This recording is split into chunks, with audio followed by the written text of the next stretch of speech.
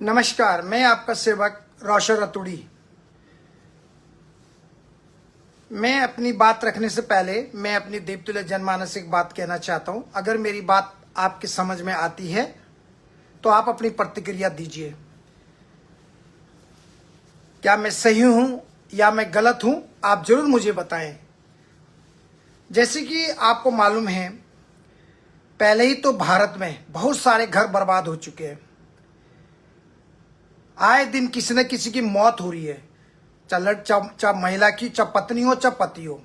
ऊपर से कितने सारे झगड़े हो रहे हैं, कितने सारे हमारे देश में लफड़े हो रहे हैं, कितने सारे जो है घर के जो है आपस में जो आपको मालूम है कितने घर बर्बाद हो चुके हैं।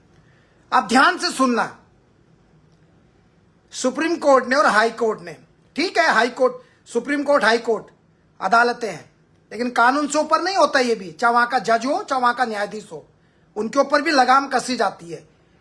ये कानून इन्होंने लाया है। मैं काफी दिनों से इस बात को रखने में, मैं बहुत सारे समय से इस बात को रखने के लिए आगे आ रहा था। जैसे कि आपको मालूम है कि अभी कुछ दिन पहले एक कानून बना है कि किसी की पत्नी या पति है या पत्नी है, वो किसी के साथ भी रिलेशन बना सकती है। उसका किसी के साथ भी कोई बच्चा पैदा हो गया तो पहले पति का होगा। मेरे पहली बार तो सुप्रीम कोर्ट के जजों को अपने बच्चों को ऐसे करके दिखा दीजिए, आप, मैं मान जाऊंगा आपको। अगर आप में दम है, आप अपने बच्चों को कराइए। हमारी भारतीय संस्कृति, हम संस्कृति को बचाने की कोशिश कर रहे हैं।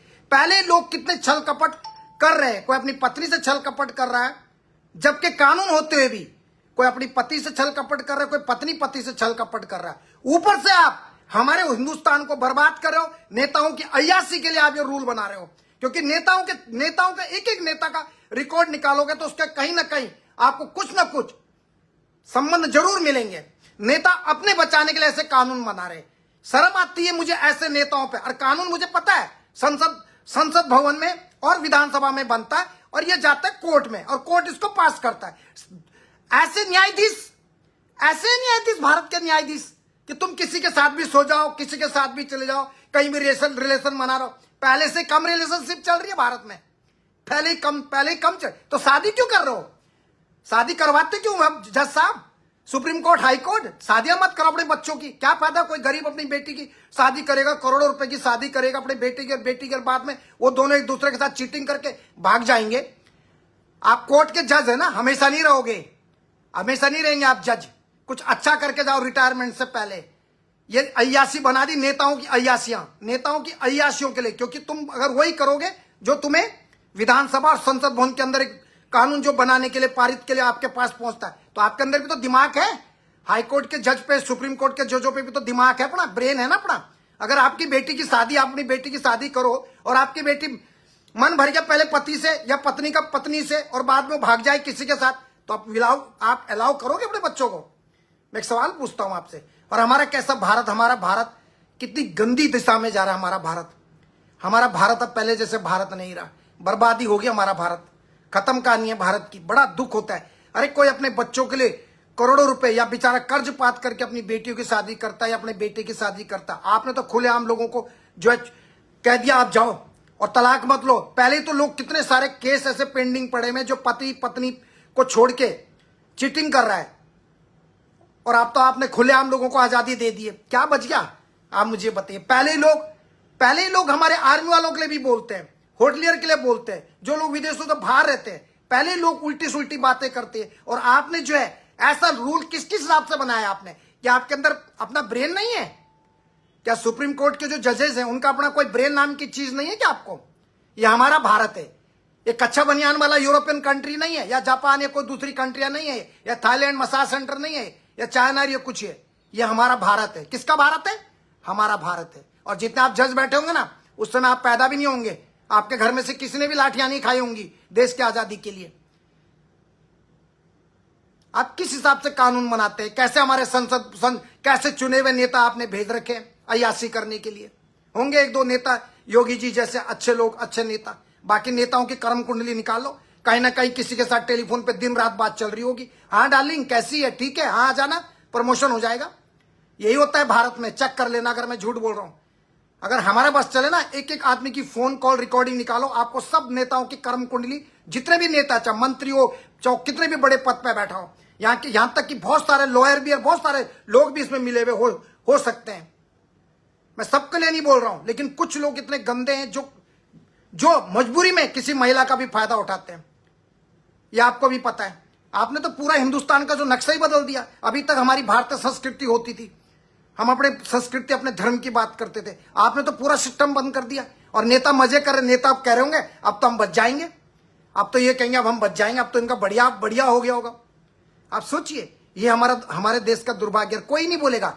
जो आवारागर्दी वाले लोग होंगे, आवारागर्दी करने वाली लड़कियां या आवारागर्दी वाली लड़कियां, जैसे अभी बीच में आपने सुना होगा एक सिया नाम की, देखो सिया गोयल, सोचिए आप, एक केतन अग्रवाल, एक चेतन, देखिए ये हो रहा है हमारे देश में। ये हमारे देश का कानून है। थोड़ी दिन के बाद वो लड़की छूट भी जाएगी। 5-6 महीने जेल में रहेगी, 6 महीने, एक मैक्सिमम 1 साल, उसके बाद वो लड़की भी छूट जाएगी।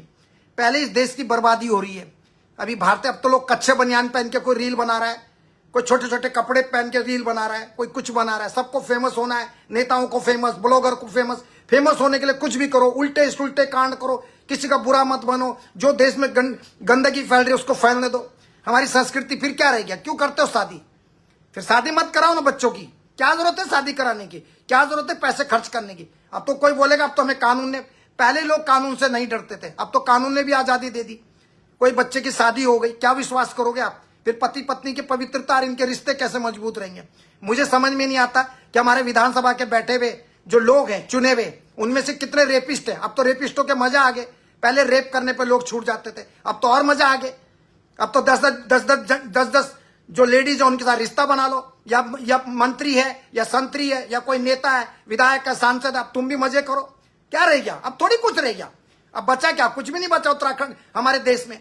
हमारा देश तो बर्बादी की तरफ जा रहा है। पासपोर्ट के नाम पे हम मूल नागरिक, हमारा पहचान पत्र नहीं है, मतलब हमारा ये साबित नहीं होता कि हम देश के। मैं यहाँ पे किसी व्यक्ति की क्रिटिसाइज या किसी भी राजनीतिक पार्टी की बुराई करने के लिए नहीं आता हूं। कभी भी आजमा के देख लेना। मैं किसी राजनीतिक पार्टी का कोई समर्थक नहीं हूं, ना मैं किसी से ज्यादा बात करता हूं। मैं सिर्फ जनहित के बारे में बात करता हूं, चाहे सुप्रीम कोर्ट का जज हो, चाहे किसी का हो। मेरे लिए मायने नहीं रखता कौन से कोर्ट का जज होगा, अपने घर का होगा, मेरे लिए नहीं हो। क्योंकि बहुत सारे जजों की गाड़ियां आप सुप्रीम कोर्ट और हाई कोर्ट के बाहर देख लो कि कितनी महंगी महंगी करोड़ों की गाड़ियां हैं। उनकी तनख्वाह लगा लो और उनकी गाड़ियों की कीमत देख लो, पता लग जाएगा पैसा कहां से आता है और क्या होता है। हमारे देश में कोई पारदर्शिता, कोर्ट नाम हमारे देश में कोई कानून तरह की कोई अच्छी वो नहीं है। मैं अभी हाल में ही जब केशव थलवाल का केस के मामले में, जब धर्मेंद्र रोहतल जो पुलिस वाला जिसने कुकरते क्या था, पहले इन्होंने केशव थलवाल का मानसिक परीक्षण कराया, लेकिन उसके बाद हमारे हाई कोर्ट के जो जज है उन्होंने क्या कहा था, वो भी आजकल गुम हो चुके हैं। अभी उनका कहां गया, किधर गया? तो इसने कोर्ट के ऊपर, पहले मैं सोचता था मेरा हाई कोर्ट जो है नैनीताल हाई कोर्ट और हमारे जजेस बहुत ईमानदार छवि के लोग होते हैं, लेकिन इनकी पारदर्शिता नहीं है। ये भी पैसों के लिए कहीं भी चले जाएंगे। होंगे 5% 10% जजेस जो ईमानदार साफ सुथरी छवि के होंगे, लेकिन आज की डेट में भी अगर आपको यकीन नहीं आ रहा, आप हाई कोर्ट के बाहर, सुप्रीम कोर्ट के बाहर, भारत के किसी भी राज्य में जाओ और जहां जहां हाई कोर्ट है, सुप्रीम कोर्ट है, वहां जजों की गाड़ियां देखना आप। उनकी जजों की गाड़ियों की कीमत देख के आपको हैरान हो जाएगा। 5 करोड़, 10 करोड़, 7 करोड़, और इनकी तनख्वाह कितनी है? तनख्वाहें कितनी है इनकी? कहां से पैसा आता है, कहां से ये जाता है? सोचिए, किसने कानून बनाया? ठीक है, नेताओं ने बनाया। नेताओं को तो यशी करनी है, मजे करने हैं, उनको तो क्या लेना है? 2 को पकड़ा, रातों रात पकड़ा, थाईलैंड चले गए मसाज करने, कहीं और लेके चले गए, कहीं और लेके चले गए। देख नहीं रहे वीआईपी लोग ऑलरेडी मजे कर रहे हैं? देख नहीं रहे इन वीआईपी को और छूट मिल गई? अब क्या चाहिए? अब वीआईपी लोग क्या गंदगी फैला रहे? उत्तराखंड में ही देख लो, जो वीआईपी हैं, देख लो कितनी गंदगी, कितनी फैला। और गंदगी ये सुप्रीम कोर्ट ही तो करवा रहा है नेताओं के कहने पे। और सुप्रीम कोर्ट के अंदर भी तो इतना दिमाग होता है, सुप्रीम कोर्ट के अंदर भी तो दिमाग होता है कि अगर मान लीजिए विधानसभा के अंदर, संसद भवन के अंदर इन्होंने किसी कानून को पारित किया और उसको सुप्रीम कोर्ट में लेके गए, सुप्रीम कोर्ट के जजेस ने उसको लागू कर दिया, तो क्या सुप्रीम कोर्ट के अंदर दिमाग नहीं है? वहां का जो जज है उसके घर में बेटियां नहीं है क्या? उसके घर में मां नहीं है क्या? तो उसको डिसीजन सही नहीं बना सकता? क्यों मेरे देश को बर्बाद कर रहे हैं जज लोग? क्यों? मैं एक सवाल पूछना चाहता हूं। भला ये बातें कोई नहीं पूछेगा आपसे, सबको डर लगता है क्योंकि सब डरपोक लोग हैं, हिम्मत चाहिए पूछने के लिए। जिसको अपनी मौत से ना, जिसको अपनी जिंदगी से प्यार नहीं है, जो मौत के साथ खेलना जानता है और लोगों के लिए लड़ना चाहता है, वो खुल के बात करेगा, खुल के, जिसके रगों में भारत माता का खून होगा। ऐसे ऐसे लोग बने हुए हैं, सोचिए आप, ऐसे ऐसे लोग मंत्री संतरी बनाए किसने? आप लोगों ने, जिसका घर का मरता है, जिसके घर बर्बाद हो जाते हैं। कितनी ऐसी लड़कियां जिनके पतियों ने अवैध संबंध बनाए हुए हैं बाहर, और उनकी पत्नियां रोज रो रही हैं। ऊपर से सरकार ने और एक वो दे दिया, एक लॉलीपॉप दे दिया, एक और लोगों को मौका दे दिया कि और गंदगी फैलाओ, और संस्कृति के खिलाफ जाओ, और गुंडागर्दी, और मतलब गंदगी फैलाओ। लेकिन कोई नहीं बोला, कोई नहीं बोलेगा। रील बनाएंगे, 1-1 मिनट की रील आती है सबकी, उसमें क्या टॉपिक बोलना है, कुछ नहीं बोलना है, क्योंकि किसी का बुरा नहीं बनना। आपने देखा होगा अभी लखनऊ में, अलीगंज में आपने देखा होगा, वहां पे 15 बच्चे जिंदा जल गए बेचारे रामदा, लेकिन सब रील बनाते हैं, लेकिन सरकार के खिलाफ कोई नहीं बोलता। नोट किया आप लोगों ने? आप लोगों को कंटेंट मिल गया, रील बना दिए, है ना, हो गया काम। कोई भी, किसी की भी रील आप देख लो, कभी भी कोई भी व्यक्ति, कोई भी अग्निकांड या कोई भी गलत चीज हो रही, सारे रील बनाते हैं, सिर्फ रील बनाते हैं, सिर्फ रील की जिंदगी जीते, उनका कंटेंट, उनका पैसा कमाना, वही उनकी जिंदगी बनी हुई, नथिंग मोर देन दैट। लोगों को बेवकूफ बनाना, लोगों को छल कपट करना। माँ का दूध पिया, जाइए इंद्रमणि नौटियाल को निकाल के दिखाओ, नहीं तो मुझे जनता के सामने बोलना पड़ेगा, सबसे 2-2, 3-3 रुपए करके इकट्ठे करके इंद्रमणि नौटियाल को निकालना पड़ेगा। और मैंने तुम्हें खुला चैलेंज किया था धामी जी को कि अगर आप मुझे लिख के देंगे विदेश मंत्रालय, अभी भी बोल रहा हूं, अगर आप मुझे अपनी लेटर हेड पे लिख के दो जितने विधायक, सांसद और विदेश मंत्रालय और मुख्यमंत्री कि मैं नहीं निकाल सकता, उसके बाद आगे का काम हम आपको बताएंगे। तुम तो वहां भी नहीं है। सोचिए, एक व्यक्ति 8 साल से बेचारा बीमार भी है, तकलीफ भी है, अपने बच्चों को नहीं देख पाया बेचारा, एक्सीडेंट हो गया उसकी गाड़ी से, उसकी गलती नहीं है। लेकिन शरिया कानून जो है ये बोलता है, सऊदी में जब किसी की एक्सीडेंट के दौरान किसी की गाड़ी से किसी की डेथ हो जाती है, तो कोर्ट, वहां का सऊदी के जो कोर्ट है, वो जजमेंट देता है कि तुम्हें इस परिवार को इतना पैसा देना है, तभी तुम इस मुल्क से बाहर जा सकते हैं। हमारे इंद्रमणि नौटियाल पे जो है प्रतिबंध लगाया हुआ भारत जाने पे, ट्रबल बैंड है उसके ऊपर। उसकी बेटी इतनी बड़ी हो गई बेचारी, 8 साल से, देखिए, लेकिन हमारी सरकारें कुंभकर्ण की तरह सो रही हैं। हमारे लोग लगे हुए जिंदाबाद, वो जिंदाबाद, वो जिंदाबाद, अलाना जिंदाबाद, फलाना जिंदाबाद। कब सोच रहे कि मेरा विधायक, कब हमारे उत्तराखंड के लोग ऐसे सोचते कब मेरा दोस्त विधायक बने और कब मुझे फ्री का खाने को मिले। एक सोचते कब मेरा दोस्त मंत्री बने, कब मुझे जो है मुझे टेंडर मिले, ठेका मिले। ठीक है, कोई व्यक्ति, वहां का विधायक, कोई उत्तराखंड के 70 विधायकों में से एक के मुंह से कभी इंद्रमणि नौटियाल का नाम नहीं सुना।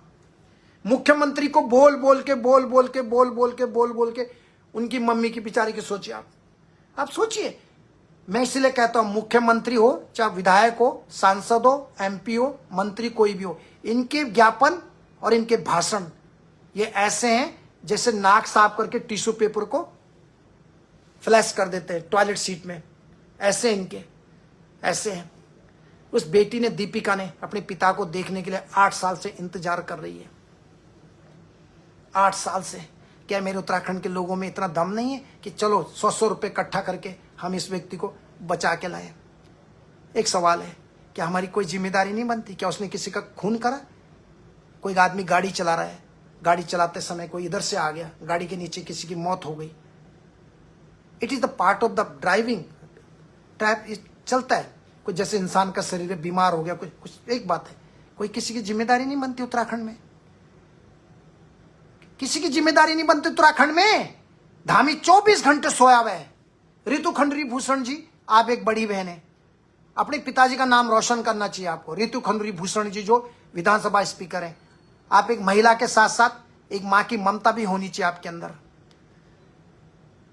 आप ही अपने विधायकों को कह दीजिए, हे विधायक की, सबके विधायकों की तनख्वाह में से 50-50 हजार रुपए इस महीने कटिंग होगा, सबकी तनख्वाह में से। और मोदी बोल दे, मोदी जी वहां गए थे ना हर्सिल में भाषण देने, उस दिन उन्होंने कहा कि घाम तापो। बोलिए अपने सांसदों को, जितने सांसद हैं, 1-1 लाख रुपए सबके तनख्वाह में से कट कीजिए। ये बनाने वाले, तो इन लोगों को बनाने वाले मेरे उत्तराखंड की देवतुल्य जनता है। लेकिन जब मेरे उत्तराखंड के जनमानस किसी तकलीफ में, इनकी कोई जिम्मेदारियां नहीं बनती हैं, इनकी कोई नैतिक जिम्मेदारी नहीं बनती इंसानियत के लिए, मानवता के लिए। मैं सवाल पूछना चाहता हूं, क्या इन नेताओं की कोई जिम्मेदारी नहीं बनती किसी महिला में कोई तकलीफ में, कोई परेशानी में? आप मुझे बताइए। नरेंद्र सिंह भाई जी हैं, रतुड़ी जी, प्रभु की कृपा से, thank you very much sir. क्या इन नेताओं की कोई जिम्मेदारी नहीं? एक धामी, सोचिए, एक हमारे उत्तराखंड के मुख्यमंत्री बड़े भाई धामी जी, आपकी कोई जिम्मेदारी नहीं है सर?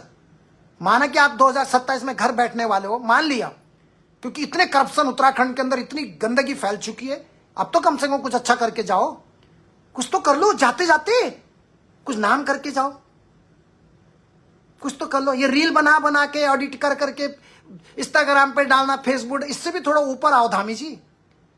जनता के टैक्स के पैसे से प्रचार करना, इससे पहले भी 25 साल में मजे करे, और लोग भी करेंगे, जो आएंगे वो भी मजे ही करेंगे। ऐसा नहीं है कि कोई दूध का धुला है। राजनीतिक पार्टी दूध की धुली नहीं होती है, याद रखना। अगर मैं जिंदा रहा, कोई नहीं दूध की धुली है, सब खाएंगे, सब लूटेंगे उत्तराखंड को। कोई 20 रुपए खाता, कोई 100 रुपए खाएगा, लेकिन लूटते सब नेता हैं, जिसकी भी सरकार आती है। अभी कोई सरकार आ गई कल के दिन, तो आप उनसे सवाल पूछोगे, तुमने तो ये वादा किया था, वो पता क्या कहेगा? अरे यार भेजी, तुम तो पता नहीं कद की तकलीफ थी, कद की मुश्किल होनी थे, तुम क्या पता है यार, क्या कन हमारी पूरी नहीं बनी, हम भी तब तोड़ मोड़ जोड़ी कर सरकार बने, अब कखन कन हम कुछ बोल दो तो कर दो। वो नेता तो अपने नेता बन गए, विधायक बन गया, पेंशन लग गया, आप मजा करने, लाल बत्ती, पेट्रोल फ्री, सब कुछ फ्री। कोई नहीं सोचता जनता के लिए। आप सोचते ये लोग सोचेंगे? कैसी बात करते हैं आप? कोई नहीं। उनका पहले देखो तो उनका बात करने का लहजा देखो, उन लोगों का पहले पीछे का रिकॉर्ड तो देखो, कहां से वो आए, क्या कर रहे, कैसे कर रहे। अपने को खुद डुबा रही है जो सिटिंग ऑन गवर्नमेंट है, वो खुद अपने को डुबा रही है। उसको ऐसे काम करने चाहिए अपने विधायकों के लिए। विधायकों को बोलना चाहिए, खबरदार, यहाँ पे महिलाएं तुम्हारे पैसे में से, तुम्हारे क्षेत्र की महिला विधवा हुई है, तुम्हारी ये सैलरी वहां जाएगी। विधायक साहब, माननीय सांसद जी, तुम्हारे क्षेत्र की वो महिला का ऐसा हुआ, उसको ये पैसा जाएगा। जिस जिस क्षेत्र की कोई महिला विधवा हुई, जिस जिस संसदीय क्षेत्र की विधायक की, उसकी तनख्वाह 2 या 5 महीने की सैलरी उस विधवा महिला को जानी चाहिए। इसको बोलते हैं जनसेवक, इसको बोलते हैं नेता, जो अपने लिए नहीं, लोगों के लिए ज्यादा सोचे। जब हम लोगों के लिए सोचते हैं तो कोई ना कोई हमारे लिए भी सोचता है। ये सोच होनी चाहिए इंसान के अंदर। अपना पेट तो कुत्ता भी भरता है, एक जंगली जानवर भी भरता है। क्या तुम लोग कुत्ते हो, जंगली जानवर हो? तुम तो इंसान हो ना। तो तुम्हारे अंदर दया होनी चाहिए, करुणा होनी चाहिए, दया होनी चाहिए, प्यार होना चाहिए।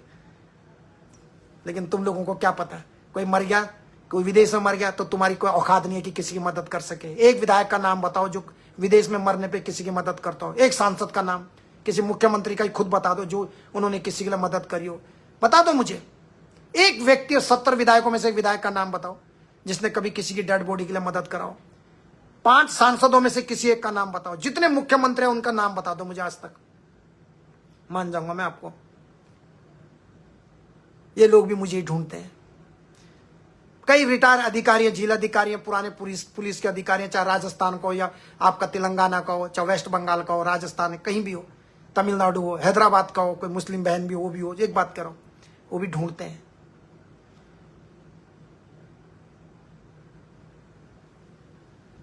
वो तो इंद्रमणि नौटियाल जी ने फोन, बेचारों ने मैसेज किया इसलिए बोला, वो मेरे साथ व्हाट्सएप पे जुड़े हुए हैं। मैंने कहा भाई देख, एक ही बात है, मैंने हमेशा यही बोला है।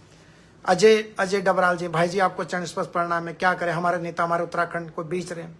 अब बेचने नहीं देना है, इनको किक मार के निकालिए। जितनी मेरी माताएं बहनें, तुम ये मत देखो बीजेपी है, कांग्रेस है, अलाना फलाना, किसी भी पार्टी को मत देखो। जो व्यक्ति अच्छा काम करता है,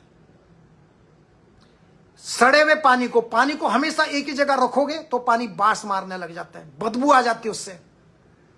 अहंकार में हो रहा है, जहां जहां सरकारें हो रही है, किसी न किसी के ऊपर जुर्म अत्याचार बनते जा रहे हैं। पूरे 28 प्रांतों में जहां भी आप देख लो, सब नेता अपने लिए सोचते, अपने बेटों के लिए, बहू के लिए, सासू के लिए, सबके लिए सोचते हैं। गरीब के लिए कोई नहीं सोचता। वही महिला बेचारी सुबह जाती है, घास काट के आती है। एक किसान अपने खेत में जाता है, हल लगाता है, अनाज उपज करता है, लेकिन कोई बोलने वाला नहीं है। एक विधायक बताओ जो इंद्रमणि नौटियाल के बारे में बात करता हो, उत्तरकाशी का विधायक हो चाहे प्रधानमंत्री हो, एक व्यक्ति का नाम बता दो मुझे। जब तुम एक व्यक्ति की मदद नहीं कर सकते तो तुमसे उम्मीद क्या करें हम? तुम तो उत्तराखंड को बेच दोगे। सोचो, एक गरीब व्यक्ति ट्रक चलाता है, तबीयत ठीक भी नहीं रहती बेचारे की, और लगा हुआ है। सोचिए, भक्ति खत्री, आपको मेरा प्रणाम है। राधे राधे भाई जी, बहुत सुंदर। एक व्यक्ति का, और जब मैं जिस चीज को मैं उठाता हूं तब सारा टीवी चैनल उठाता है। जी बीके जी, मैं आपकी बात का जवाब देता हूं। यस बीके जी, सऊदी अरब में आप ही निकाले भाई जी नेताओं की बस के नहीं है। सिर्फ इसमें क्या है सर, मैंने इनकी पूरी फाइलें आपको बताई, इनके ऊपर क्या क्या ब्लड मनी का मामला लगाया और इनके ऊपर जो 84,000 जो डैमेज कार हो गई थी सऊदी वाले की, उनमें 2 महिलाओं की, एक महिला की बच्ची की लड़की की मौत हो गई थी। तो एक होता है कि अगर तुमने सीधा किसी को मारा, अगर चाकू से मार दिया तो फिर ये नहीं, फिर तो सीधा इनको फांसी हो जाती है। अभी तक ये फांसी पर लटका देते इंद्रमणि नौटियाल जी को, लेकिन इनकी गलती नहीं। और रोड, क्योंकि जो ट्रैफिक नियम अलग है, ट्रैफिक के दौरान या गाड़ी चलाते समय एक्सीडेंट हो गया उसका अलग ब्लड मनी होता है, लेकिन तुमने इरादेतन से किसी को मारा उसमें तो चांस ही नहीं, सीधा फांसी। हाँ, उसमें भी हल्का सा चांस की पॉसिबिलिटी बनती है। जिस व्यक्ति के परिवार को मारा उससे पूछा जाता है, पहले सजा काटेगा जेल में, उसके बाद पूछा जाएगा जब फांसी से पहले कि हाँ भाई तुम्हें ये व्यक्ति तुम्हें इतना पैसा देने को तैयार है, अब जो चले गया वो तो चले गया, तो प्लीज मेरे परिवार के बच्चे को माफ कर दो, तुम्हें कितना पैसा चाहिए हम तुम्हें पैसा देंगे। तो परिवार ने मान लिया, ठीक है फांसी नहीं, उन्होंने कोर्ट को बोल दिया हमारी सुलह हो गई, अब ये व्यक्ति इतना पैसा देगा, इसको फांसी पे मत लटकाइए, जो चलेगा चलेगा, इसको फांसी पे लगाएंगे तो इसके बच्चे कहाँ जाएंगे। तो कोर्ट ने डिसीजन दे दिया, ठीक, कोर्ट ने बोला ठीक है भाई तुमने इतने साल सजा काट दी, अब तुम इसको इतना पैसा दे दो और चले जाओ। समझे आप? तो 2 तरीके के होते हैं, एक होता है किसी को खून कर दिया तब तो चांस ही नहीं है, लेकिन ये एक्सीडेंट मामला है, इसमें इंद्रमणि नौटियाल की कोई गलती नहीं बेचारे की। हम गाड़ी चला रहे हैं, उधर से कोई आ गया, बदकिस्मती थी या जो भी कहें, उसकी गाड़ी के नीचे कुछ लोगों की गाड़ी लुढ़कते लुढ़कते गिर गए, उसमें एक महिला की भी मौत हो गई, कुछ और लोग भी मरे। जजमेंट आया, फैसला सुनाया, इतना तुम्हें इंडिया के हिसाब से 2 करोड़ रुपए देना पड़ेगा, इंक्लूडिंग जो वहां की कार डैमेज हुई 84,000 सऊदी रियाल की। अब 2 करोड़ का मामला है। मैंने पहले भी बोला सरकार को, आपके सामने मेरा कोई कि भाई लिख के दो। क्या होता है जब भी मैं कोई काम करता तब तक सारे नेता आ जाते हैं, हमने किया, एक बुरा मत मानना, उधर से मुख्यमंत्री भी आता है क्योंकि उसके पास पैसा है, वो पैसे से पूरा टीवी चैनल खरीद लेता है। और नेता लोग, हमारे उत्तराखंड में कितने सारे टीवी चैनल जो मुख्यमंत्री जी के लिए काम करते हैं या दूसरी पार्टियों के लिए काम करते हैं, जिसकी भी पार्टी आती है, इसमें सिर्फ हमारे उत्तराखंड की बात नहीं है, सेंटर में जिसकी भी गवर्नमेंट आती है उसके भी पूरे टीवी चैनल उसके हाथ में आते हैं, नहीं तो उनके टीवी चैनल वाले बंद कर दिए जाते हैं, उनके चैनलों पे कुछ ना कुछ छापा मार दिया जाता है। जिसकी भी सिटिंग ऑन गवर्नमेंट होती है, चाहे किसी भी की भी हो, चाहे कांग्रेस हो, बीजेपी हो, मुलायम सिंह जी हो, सपा बसपा जो भी है, ज्यादातर मीडिया 90% सिटिंग ऑन गवर्नमेंट के लिए काम करता है, क्योंकि वो पैसा से उसका घर चलता है, उनके परिवार पलते हैं, हमेशा ध्यान रखना। और बहुत सारे नेताओं के अपने टीवी चैनल होते हैं जो अपनी तारीफ करने के लिए खोले हुए रहते हैं। सॉरी, एक मैसेज नहीं पढ़ पाया। मधु नेगी जी नमस्ते भेजी, बिल्कुल सही बोल रहे हैं आप इतनी बड़ी बात बोलने की हिम्मत तो है, रखते हो, कम से कम आपको सल्यूट है। थैंक यू मधु नेगी बहन, आपको भी धन्यवाद। तो इसलिए मैं बोल रहा हूँ, मुझे दुख होता है कि 70 विधायक है, 70 विधायकों में से अगर थोड़ा थोड़ा पैसे देंगे और हम सब उत्तराखंड के लोग, एक मान लीजिए मेरी तरफ से मान लीजिए 1 लाख रुपए मैंने दे दिया, लोग कोई जो जिसकी क्षमता है, कोई 50 रुपए 100 रुपए ऐसे करके दे, तो ये बच्चा घर आ जाएगा। इसके पिताजी नहीं है, इसके बच्चे बेचारे के, इसकी बेटी इंतजार करती है, और बड़ी गुणवान बेटी इसकी, हिंदी इतनी सुंदर बोलती है, आपने देखा होगा, दीपिका नाम है, मेरे से बात करती हो। किसी ने किसी सरकार की तरफ से उसकी बेटी को आज तक ना मुख्यमंत्री ना विदेश मंत्रालय से कोई बात नहीं, कोई रिप्लाई नहीं है उसको, बताइए आप सोचिए। और मुख्यमंत्री को लिखते लिखते वो थक गए, लेकिन मुख्यमंत्री सिर्फ अपने आकाओं को खुश करने के लिए दिल्ली जाता है और बैग लेके जाता है। आप सोचिए,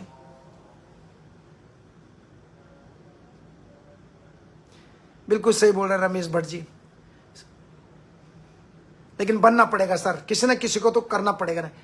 क्या हमारी इतनी हैसियत नहीं हम सबकी, क्या हम इसके लिए 2 करोड़ रुपए, क्या मेरे नेता मेरी सरकार मर चुकी है? शराब का करोड़ों रुपए का टर्नओवर है, शराब माफिया का।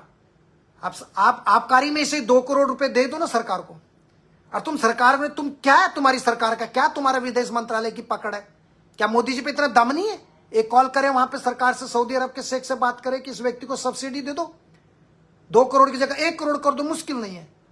क्या पैसा नहीं है इनके पास?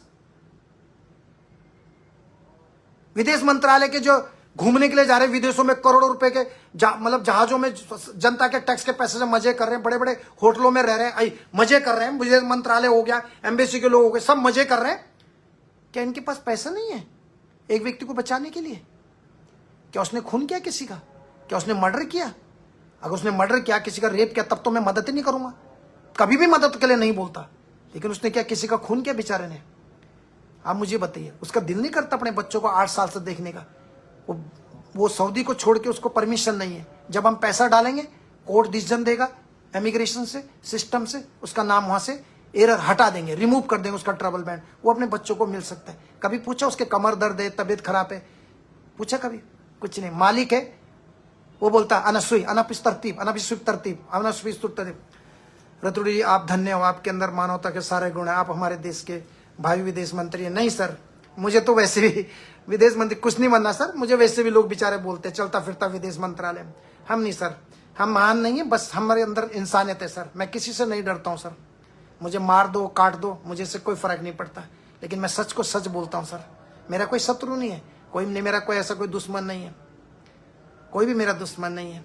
लेकिन हमें दुख होता है कि हमारा अभी जो इनका मालिक है अब्दुल गाजी, हम उससे बात करेंगे ना, उसको तो इंग्लिश आती नहीं है मालिक को, तो हमारे भी बोलते हैं उनसे भी, हम बोलते हेलो गाजी के फालकुम तयीब के तरतीब वेदा मिशन इंद्रमणि नोटियाल ले सिंते माफी दफा फुलुसमल गरामा है हैदा बस। मैं उनको बोलता हूँ क्यों नहीं आप इसको निकालते, उसका इतना गरामा उसके ऊपर है। पता है क्या बोलते हैं?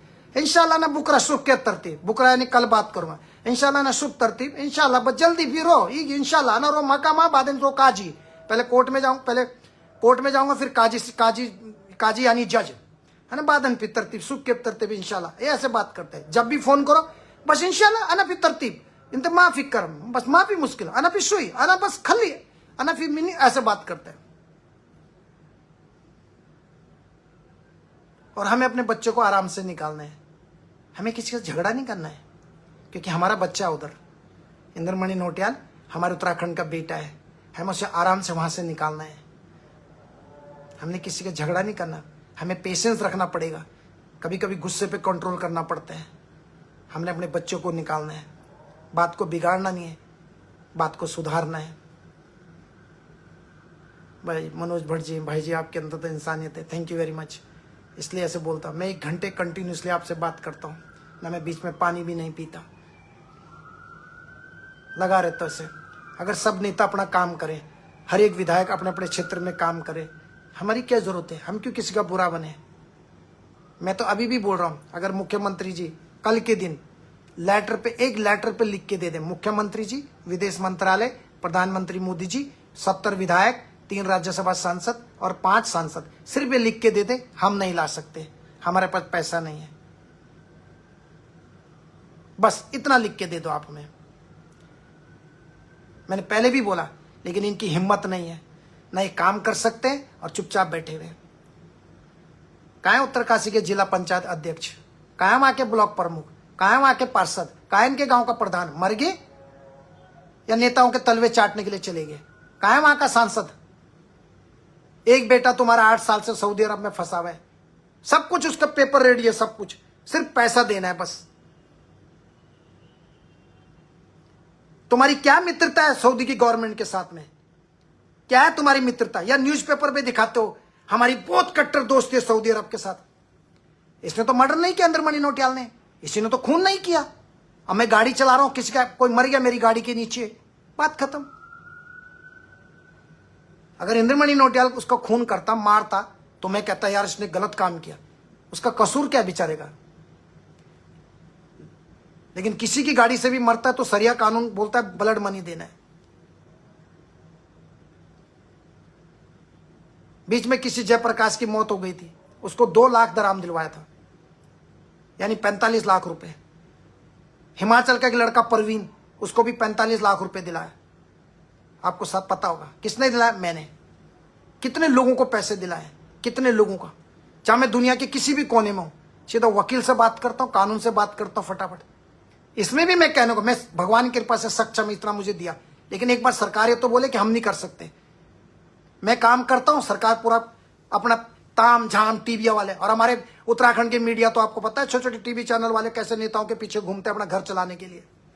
असली मुद्दे कोई बोलेगा नहीं, 1-2 लोग हैं जो बेचारे हमारे उत्तराखंड के सही मुद्दों पे बात करते हैं। किसी उत्तराखंड के टीवी चैनल ने नहीं बोला कि ये कानून क्यों बनाया, ये कानून गलत है, इससे घर टूट सकते हैं, लड़ाई नहीं बोला किसी ने। एनीवे, मैं अपना कर्म कर रहा हूं, मेरे कर्म मेरे साथ है। If somebody cannot live his badness, how can I live my goodness? अगर कोई व्यक्ति अपनी बुराई नहीं छोड़ सकता, मैं अपनी अच्छाई क्यों छोड़ूं? क्योंकि अच्छाई हमेशा जीतती है। तुम कितना भी पैसा कमाओ, चाहे तुम राष्ट्रपति बन जाओ, प्रधानमंत्री बन जाओ, विधायक बन जाओ, सांसद, पांसद, कुछ भी, आखिर तुम्हारा जीरो ही रहता है लाइफ में। सिर्फ तुम्हारे कर्म साथ जाते हैं। वहां कोई नहीं पूछता भगवान के घर में तुम मुख्यमंत्री है था या राष्ट्रपति, कुछ नहीं पूछते। वहां भगवान जी यही देखते तुम्हारे कर्म क्या थे, तुमने कर्म क्या किया अपनी लाइफ में, कुछ अच्छे काम करे। जैसे बद्रीनाथ में सब जाते सर झुकाते, चाहे राष्ट्रपति जा रहा हो चाहे वहां प्रधानमंत्री जा, सब भगवान बाबा केदारनाथ के चरणों में सर झुकाते हैं ना। सब वहीं कहते मेरी कुर्सी बचा के रखना, मैं और घोटाला करूं, मेरे कर्मों से बचाना, बोलते हैं ना। अगर ये इतने बड़े तो वहां जाके क्यों माथा झुकाते हैं कि बाबा केदार के सामने? अगर ये वीआईपी है या प्रधानमंत्री है या राष्ट्रपति है, ये तो बहुत में है ना, तो फिर सर क्यों झुकाते हैं? तो ये दर्शाता है कि ईश्वर के चरणों में सबको सर झुकाना पड़ता है। और सर झुका के और बाद में जब जाते तो भगवान के चरणों में सब हिसाब किताब करना पड़ता है। हमेशा ध्यान रखिए। बुरा लगता है, मैं I am so sorry Indramani भाई, आप मुझे देख रहे हैं, मैं आपसे क्षमा चाहता हूँ, थोड़ा विलंब हो गई आपको वहां से निकालने में। लेकिन आपको पता है मैं जब कोई भी काम करता हूं तो फिर उसके बाद में सरकार, अपना टीवी चैनल, लोग, उनके चमचे, उनके तलवे चाटने वाले शराबी चमचे, तलवे चाटने वाले लोग आ जाते हैं। मैं तो आज भी पब्लिक के सामने बोल रहा हूं, अगर मुख्यमंत्री जी, विदेश मंत्रालय, 70 विधायक, 5 सांसद, 3 राज्यसभा सांसद मुझे लिख के देते पब्लिक के सामने लेटर हेड पे कि हम नहीं ला सकते, और विदेश मंत्रालय